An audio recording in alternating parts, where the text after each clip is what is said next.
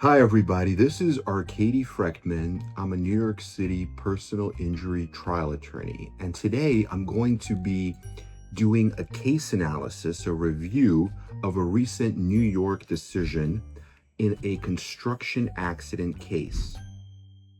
So imagine working 15 to 20 feet in the air, standing on a beam as a construction worker. Something falls, you get pushed off, you fall all the way down to the ground, and you suffer life-changing forever injuries. The jury understands this, they appreciate it at trial, and they allow for millions and millions of dollars, which is fair, pretty good compensation. But then the trial judge cuts it and takes it away. And then you have to go on an appeal to see what an appellate court will do when they read all the transcripts of the trial. So that just delays everything even more. And that's exactly what happened in this case. And I want to thank John Hochfelder in his damages blog for writing about this case. That's where I got the information. So let's get into it. What is the background and what happened here? So the case is venued in Brooklyn, New York, and the plaintiff's name is William, and he was doing demolition work.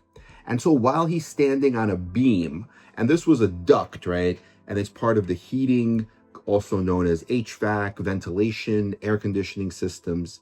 So I guess this duct falls and it hits him as he's standing on a beam, and that knocks him off, and he falls 15 to 20 feet down. It's a big fall, and he has serious injuries. So because of the fall, what are the injuries? Okay, so there's a rib fracture, there's a broken femur, that's the big bone in the leg, right? That requires surgery, including open reduction internal fixation, which means that they have to open it up, they have to put in a metal rod with screws to hold the fracture back together. And then one of the screws later has to be removed, which is a second surgery. And so he develops problems with both knees. He has to get arthroscopic surgeries, which are small surgeries using cameras to fix the knee injury. And he also has spinal damage, and he needs a laminectomy, where part of the bone over the spinal canal is removed in order to relieve pressure from the nerves. So, he has a lot of surgeries.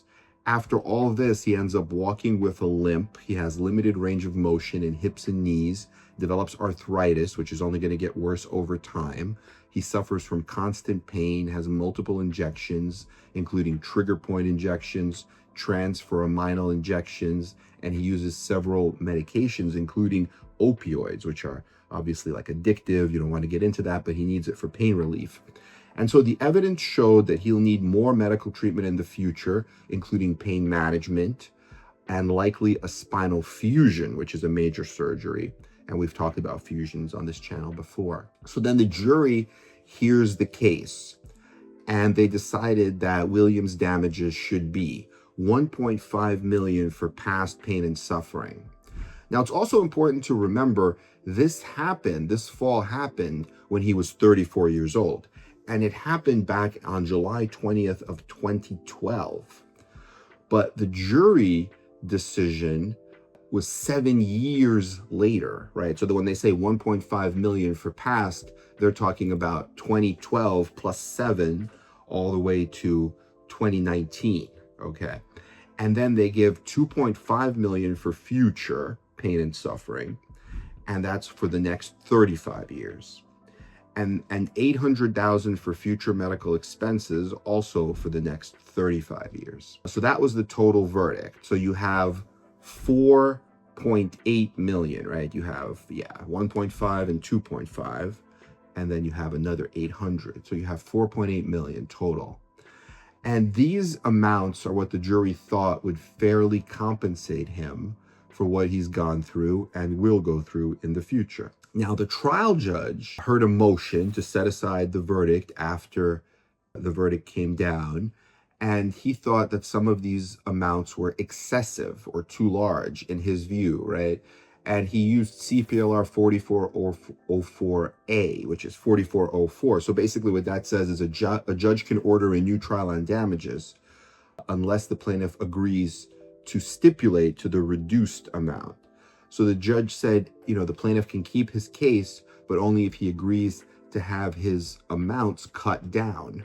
So he said 800,000 for past pain and suffering, not 1.5, right? So he's cutting it 700,000. Then for future, not 2.5, but only 1 million. So he's cutting that, 1.5 million. So he's cutting a lot, And then for the future medical costs, not 800,000, but 400,000. So now he's cutting 700,000. He's cutting 1.5 million. So that's already what? 2.700 plus 1.5 is 2.2. And then he's cutting another 400. So now he's cutting 2.6 million. So he's still leaving the plaintiff with something. He's basically leaving the plaintiff with I think it's about 2.2, 1 million for future and 1.2 for the past pain and suffering and the medical expenses. So 2.2 total is what the judge left. But the award was 4.8, so it was much more than 2.2. So the plaintiff did not agree, and then there would have to be a new trial on damages.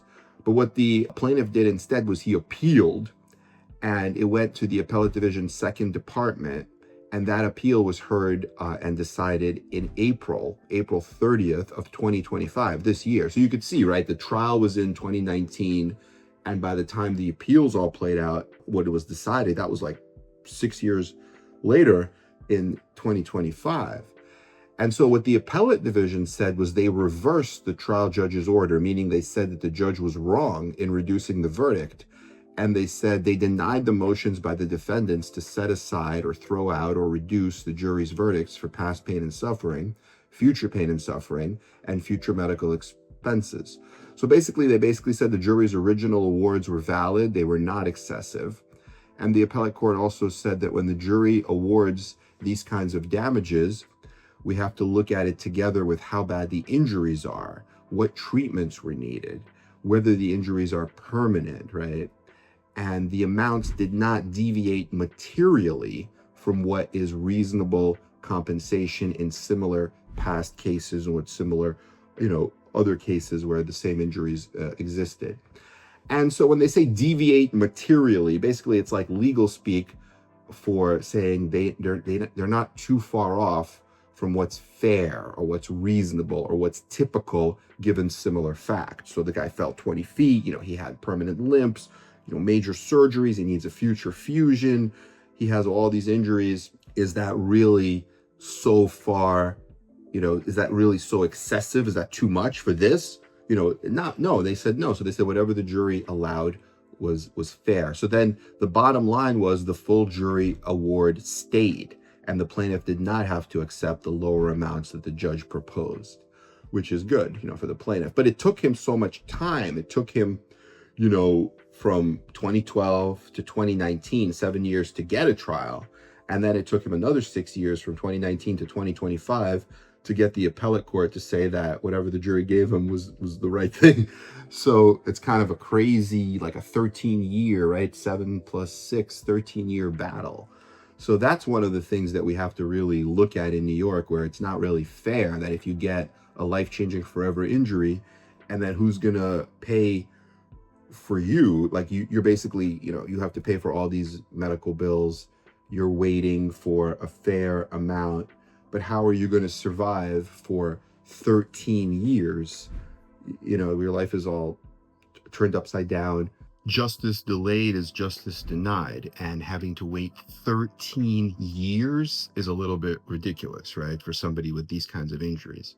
Now, what we want to talk about are the lessons that we can learn from this case. So the jury amounts can be big if the injuries are serious and life-changing. We see the injuries are severe, they're long-lasting. The evidence matters a lot. There was evidence that there are going to be future surgeries, future pain, loss of ability, constant pain, the limping, and that's why the jury verdict was 4.8 million. Now, trial judges have a check. You can make that motion to set aside the verdict or reduce the verdict, and then the trial judge can say, hey, if it's excessive, I'm going to lower it, or you accept it, or if you don't like to accept it, then do a whole new trial. And you don't want to do a whole new trial because you just did a trial. The trial probably took 2-3 weeks, and you've spent, like sometimes you could spend $100,000 on experts and the preparation. And that's CPLR 4404. And then the appellate court supervised the check of the trial judge, but it takes time, like it took here 6 years. And that's what happened there. And the standard is whether it deviates materially from reasonable compensation. And that helps ensure that jury decisions are not thrown out just because a judge thinks they're too high. So they look at past cases. And I guess with these kinds of injuries, past cases have also been high. So for injured people, it basically means that what you present in court, the injuries, the future medical records, the life impact really counts. And the final amount that you receive might be reduced at the trial level, but the appeal can fix some of that if the evidence and law support keeping the full amount. So looking at really this case, we see that this particular individual, he was 34 years old when he got hurt on the construction site. Now he's walking with a limp. He's dealing with constant pain. He's facing treatment and surgeries. He's having arthritis that gets worse. He knows that he will need more medical treatment in the future. And so the difference between 1.5 million versus 800,000 for past pain and suffering is huge, right? It's almost half or double what he was supposed to get. And the same for future pain. So these aren't just numbers, like, you say, hey, these are just numbers, right? You get 1 million or you get 2 million, but these aren't just numbers. These really affect the ability to get care, to support someone's family, to live, right? To live life with dignity. So these aren't just numbers to him. To him, this is like his life. This is what he's going to be able to plan and to have his entire life. So to sum up, we see how these cases work. And if you found the case interesting, please hit like and subscribe. There are more stories where law, people, and justice collide. And leave a comment. Do you think judges should be able to reduce jury awards, or do we risk undermining what juries do if we let that happen too frequently? Thanks for watching. And remember, it's not just about winning, but it's really about how justice is done. So please like and subscribe to our channel. Let us know what you think. Our goal is helping serious injury victims and families. All the best.